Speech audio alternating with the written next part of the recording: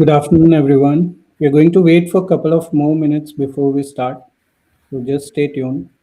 Thank you.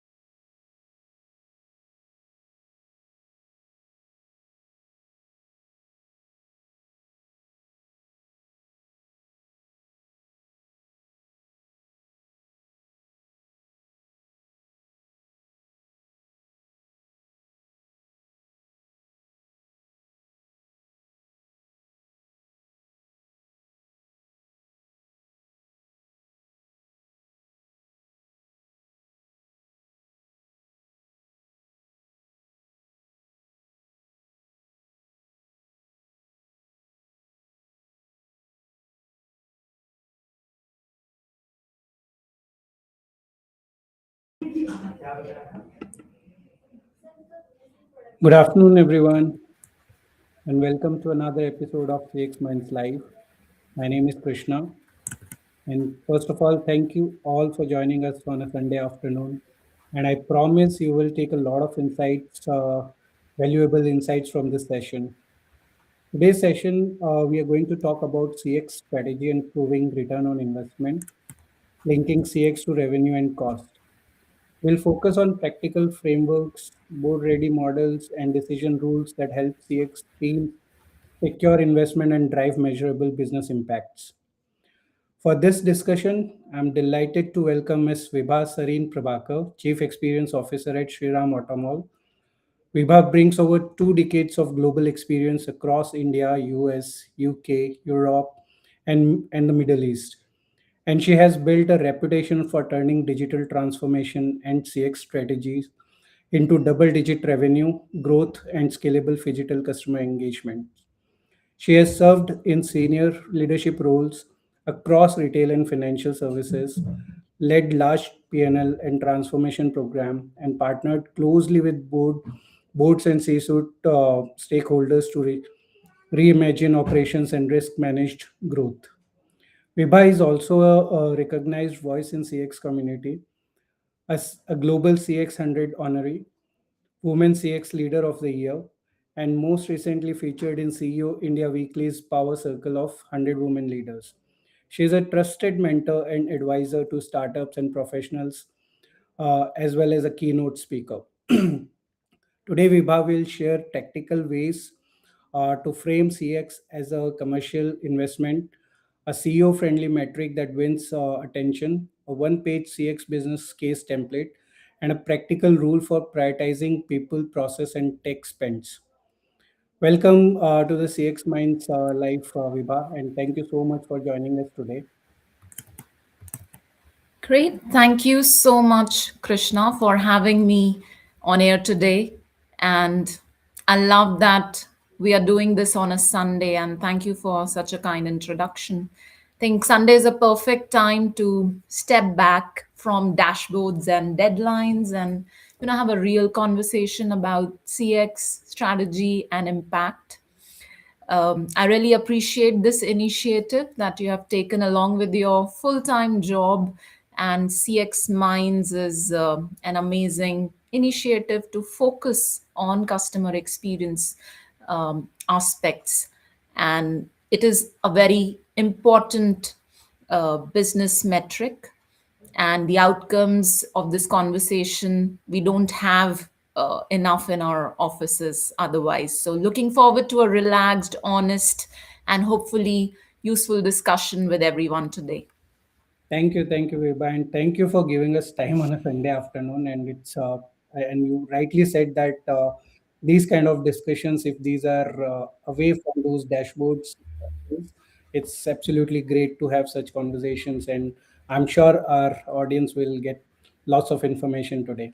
So, to start off, Viba, could you share what drew you into the CX space, and with your over two decades of experience, what has been the most significant evolution you have witnessed in how organizations approach customer experience over your career?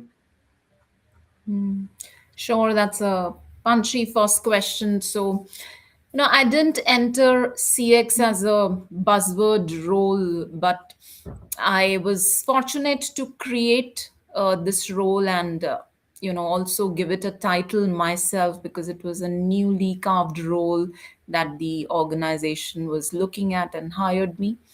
So I entered it, as a survival skill for business, I would say, Krishna, because customer is always at the heart of every organization.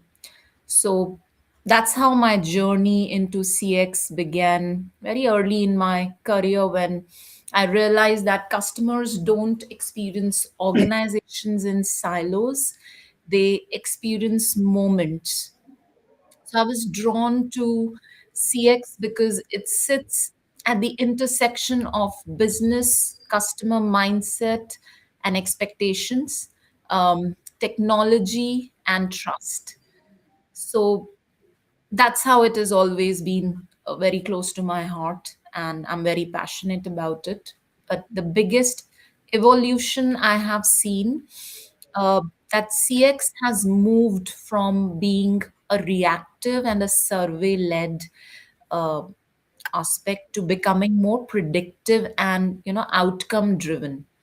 So earlier success meant just good NPS scores or CSAT, but today, success means reduced churn of the customers, increased lifetime value, lower cost to serve, and faster resolution cycles.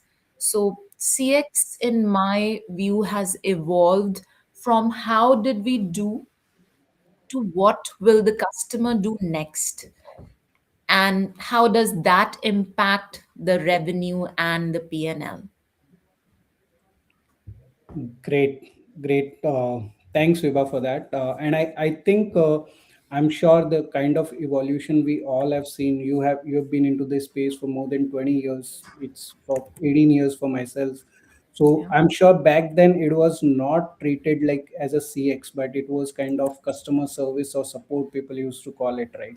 And then over the years we have seen that transition from customer service to CX, overall customer experience, that has come into the picture.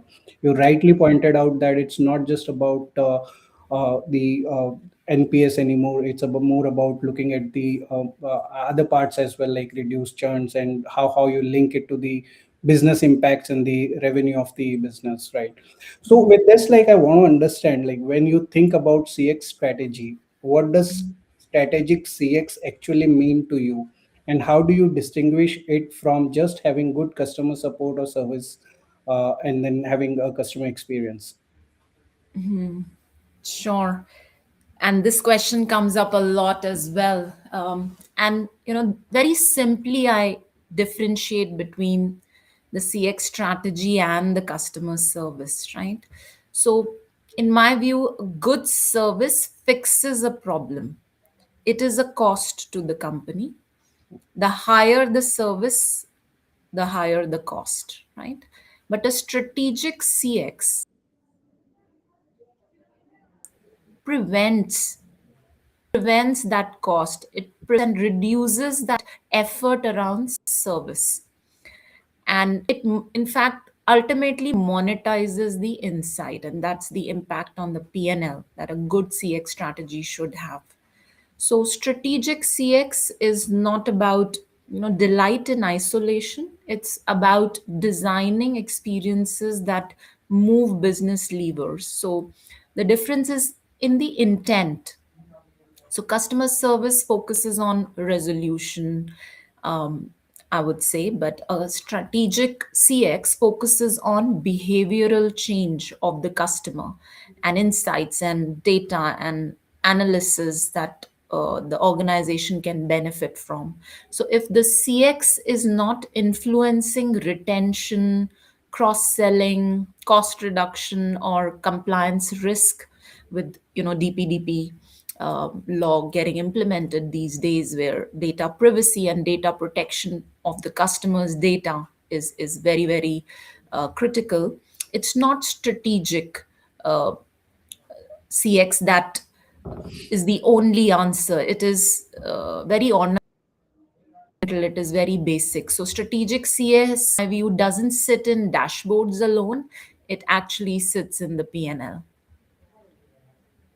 Absolutely, absolutely, Vibha. And that's what like what I have seen in my career as well. Because when you earlier, like what I remember when back in 2010 or early 2011 and 12, we were seeing this kind of trends coming up that companies started looking more into experience part, overall experience, instead of just the support, because support is definitely a cost, but the experience is not a cost. That's the revenue engine or revenue driver for sure. And you rightly pointed out, that's how companies have started looking at it. And CX has become more of integrated function in the entire organization, which connects all other departments together and to drive the business goals and business impacts, right? Understanding that, like, how do you approach building a CX strategy that's actually aligned with business objectives rather than existing in the as a siloed department? Sure, it has to be aligned with the business objectives, otherwise, uh, there is no value. So, CX should, never ask for permission, I would say. It should ask which business metric it is accountable for. So I always start CX strategy by asking, three business first questions. And that has been a standard throughout, I've seen, especially in the last decade of my career. So the first pertinent question around objectives should be very clear in every organization is, what are we trying to grow, reduce, or protect? How the business is moving from a future perspective, right?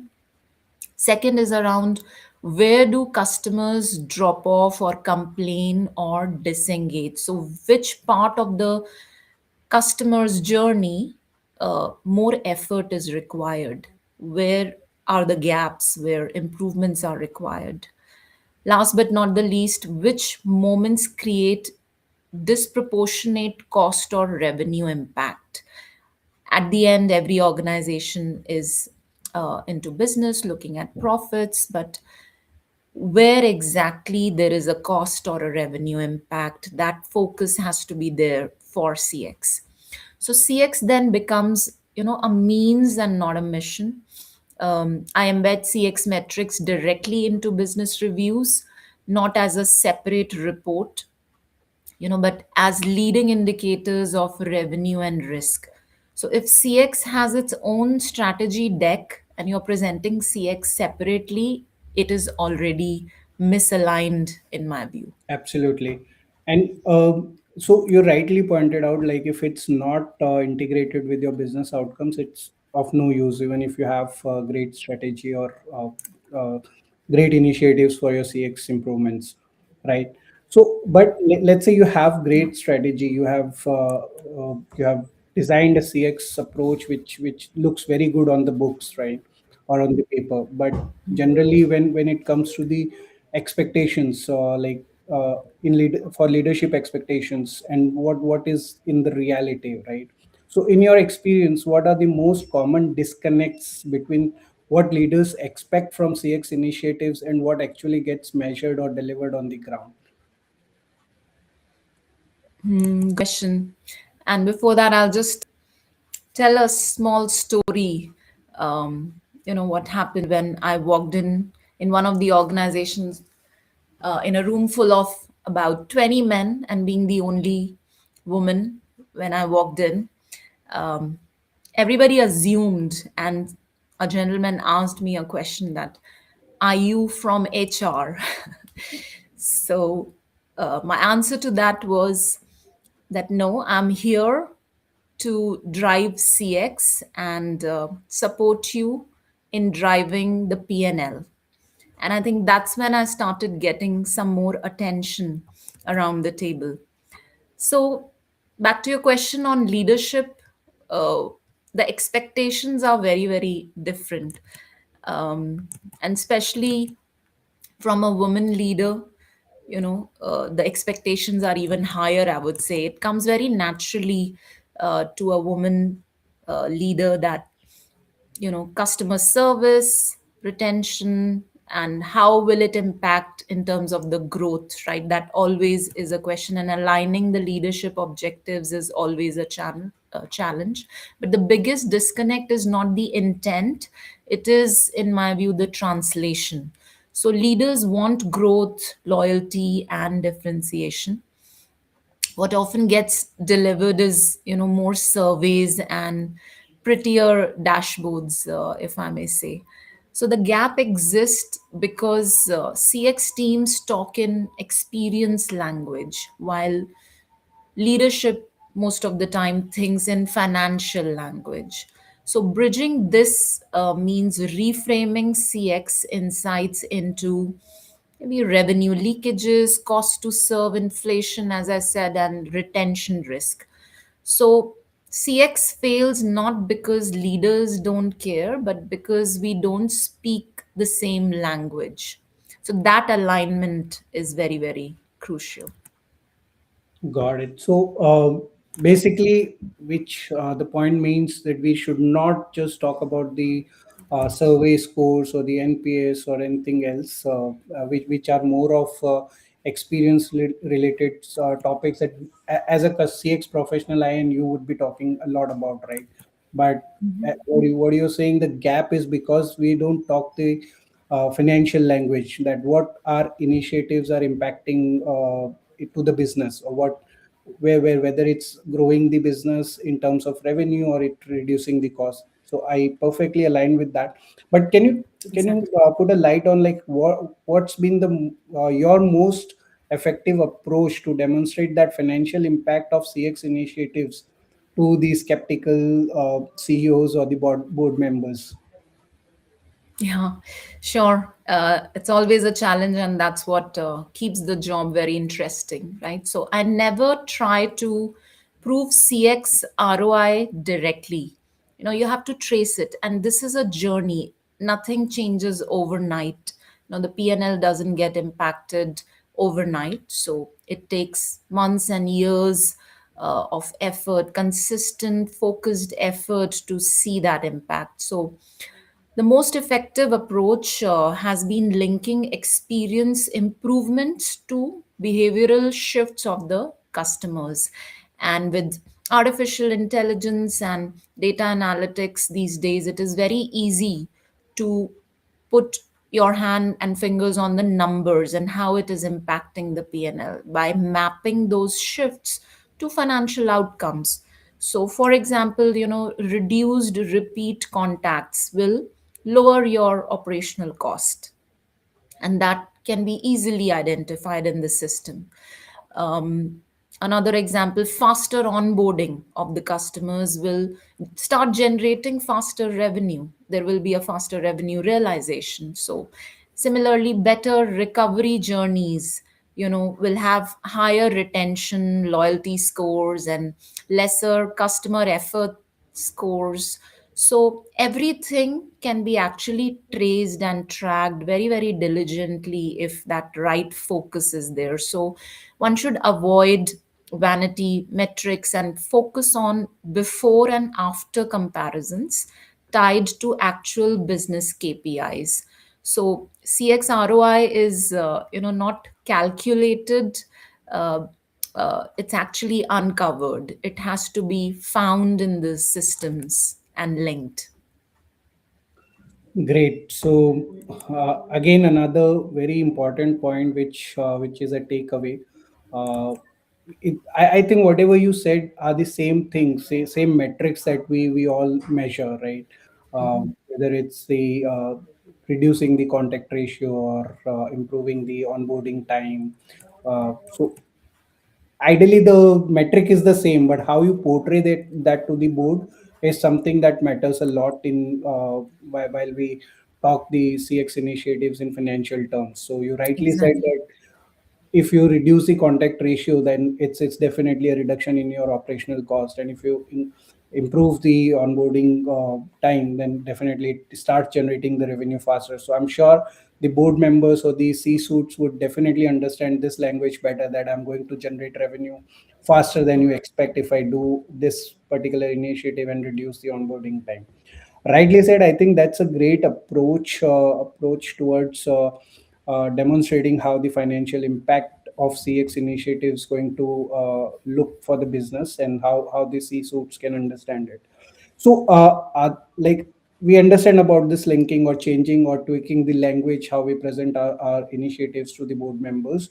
But other than, like, because a lot of times we hear that the C suits and the financial or the CFOs don't like to hear about NPS, CSAT, like what you're doing with NPS, CSAT. It doesn't matter to them. But so beyond NPS, CSAT, or customer effort scores, what are some of the metrics or KPIs we have found particularly powerful in linking CX directly to revenue growth or cost reduction?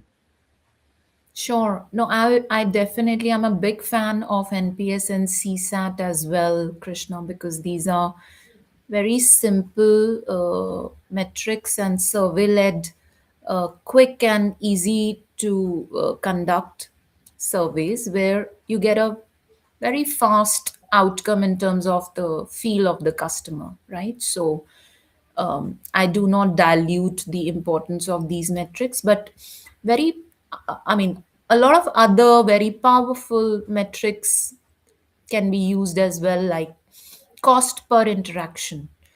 This is how the leadership and the board understands better than just the NPS. Those are the foundations for driving a good experience, but ultimately the outcome has to be on what is the cost per interaction. How much is the repeat contact rate, as we spoke about now? The other one I'm a big fan of is the lifetime value of customer. So how much a customer is contributing to the business over the entire lifetime through different channels, right? And what is the churn probability by each journey stage? So these are some of the metrics which actually let you deep dive and understand the customer's behaviors better, because that's where you change their experiences. The last one I would mention is, complaint to resolution ratio. This is a very important metrics on how the overall experience is with the customer. So these metrics predict financial outcomes, not just explain past feelings. So if a metric can't influence a decision, it's primarily noise in my view, and it's not really an insight.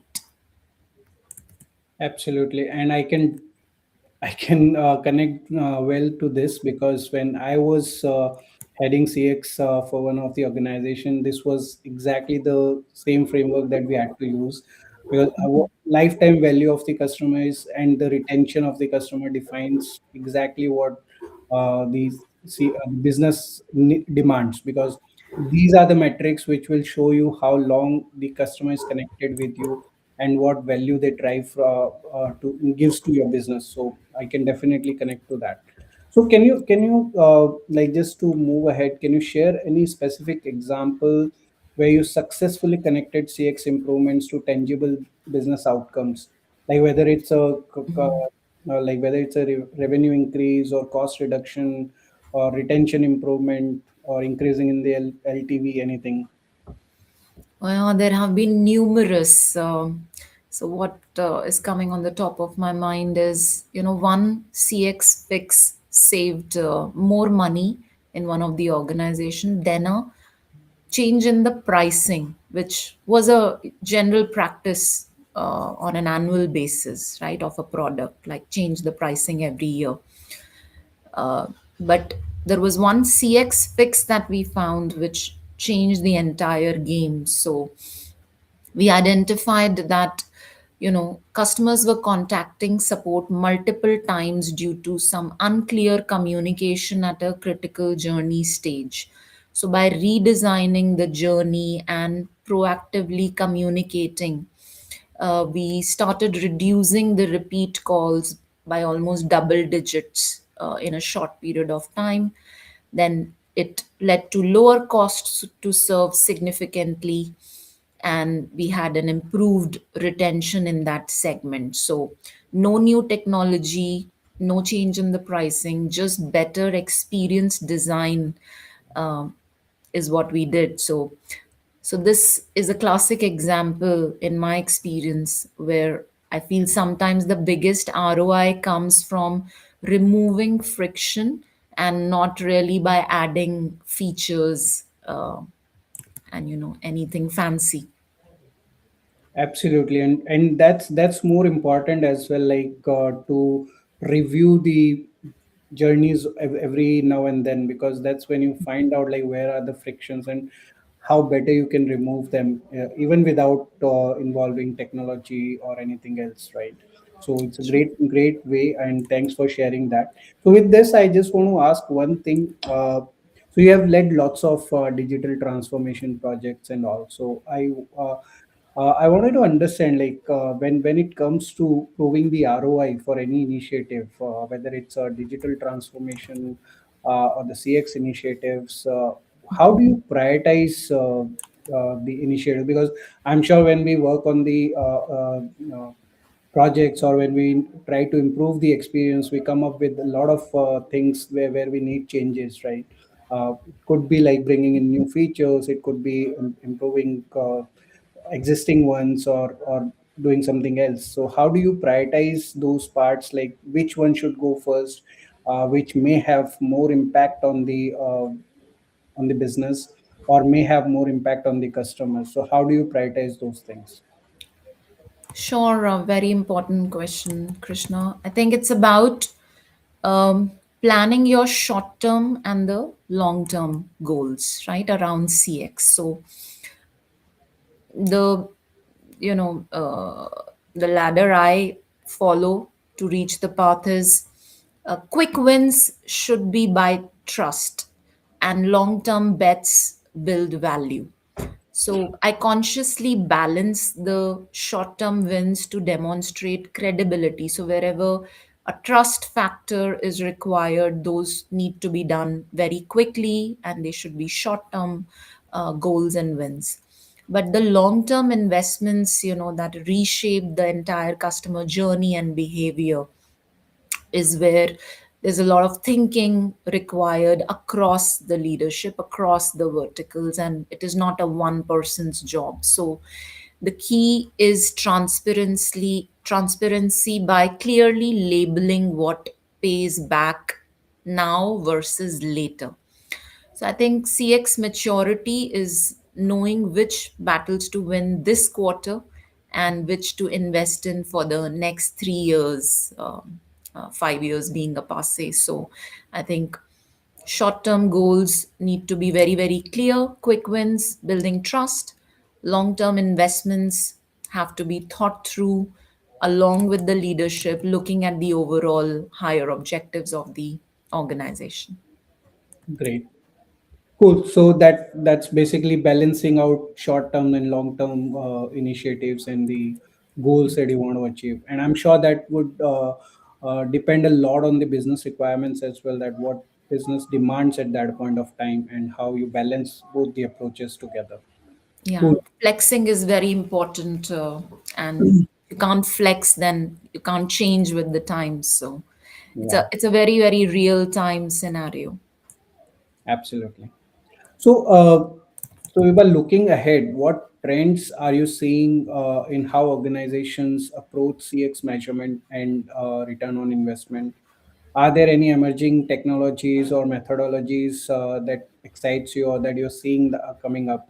Because we have seen AI coming up a lot in last couple of years, and every organization wants to use AI, and CX definitely becomes one of the space where every founder or every CEO wants to see like how to use AI and how to improve the experience, reduce the cost. So other than like basic AI that we have seen in terms of agent assist and all, do you see any trends coming up in the future?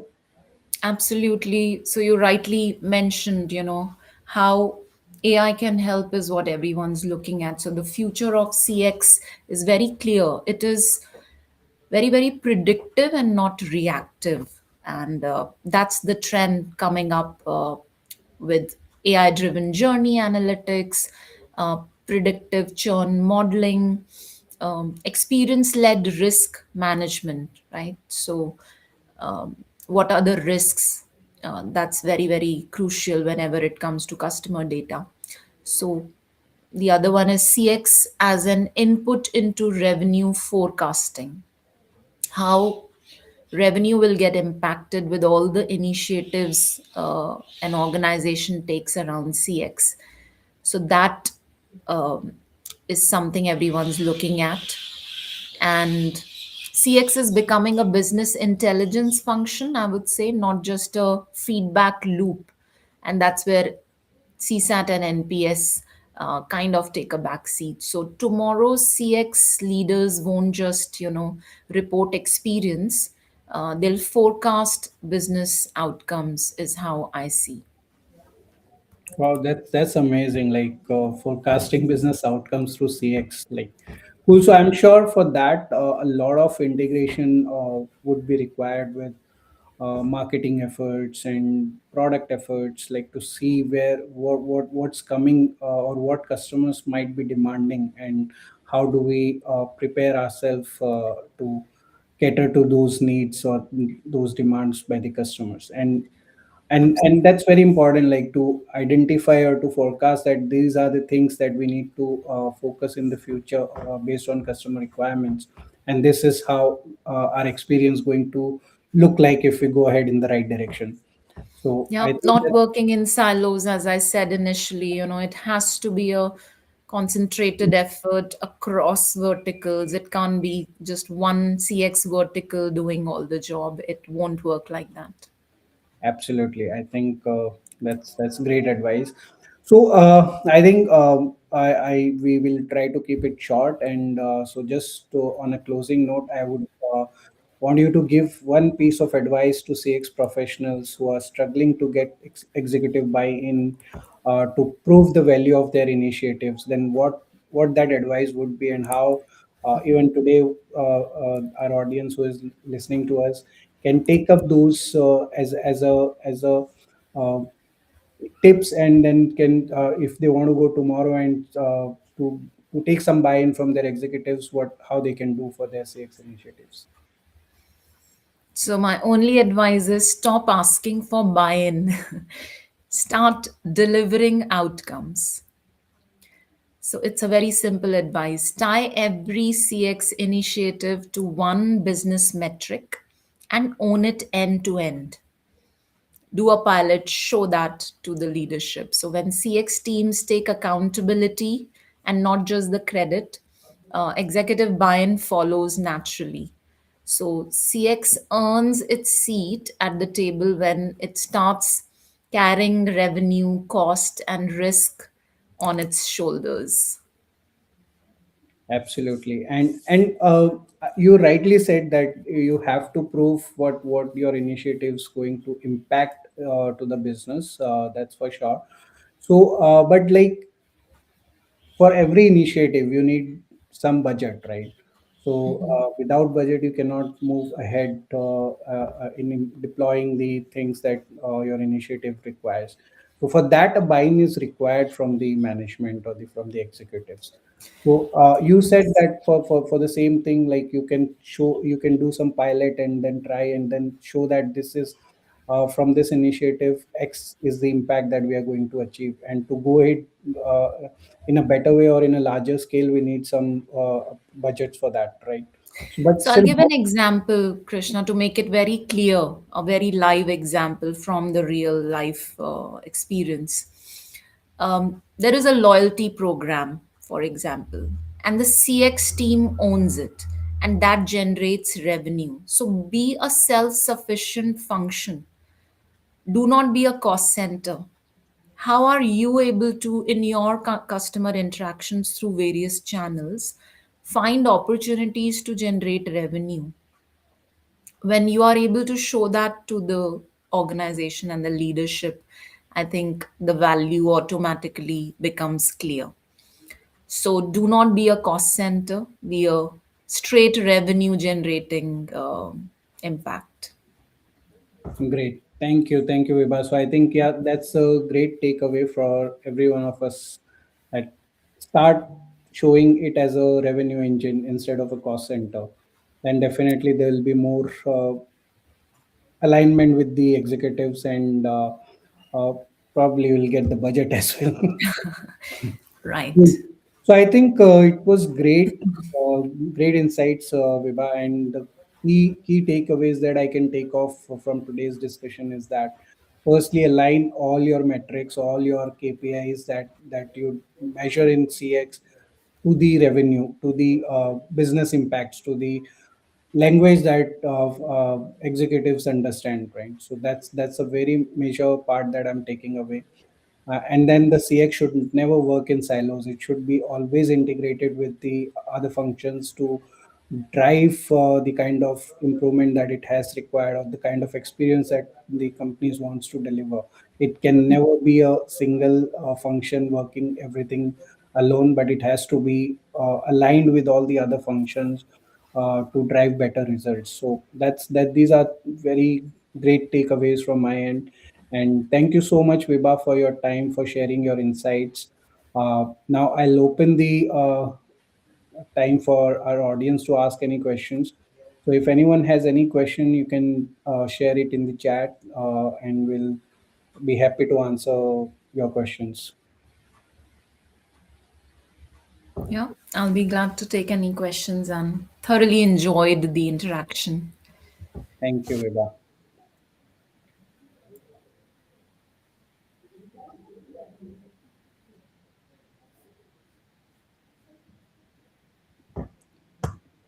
So if anyone has any question, can write it in the comments chat section.